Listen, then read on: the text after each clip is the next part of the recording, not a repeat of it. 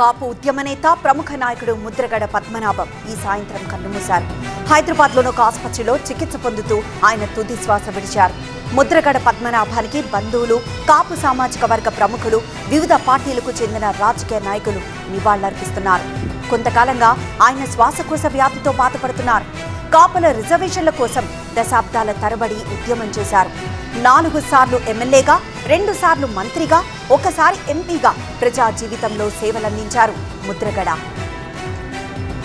ముద్రగడ భౌతిక కాయాన్ని రేపు కిర్లంపూడి తీసుకువెళ్తున్నట్లు కుమారుడు గిరి ప్రకటించారు.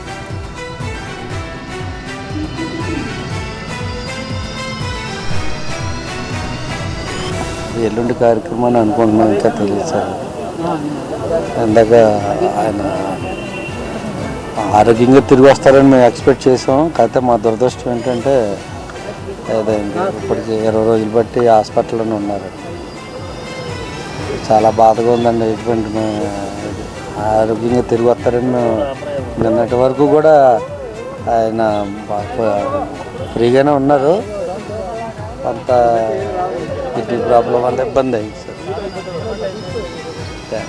ఇప్పుడు అంబులెన్స్లో తీసుకెళ్ళిపోతాను, కేరళం తీసుకెళ్ళి.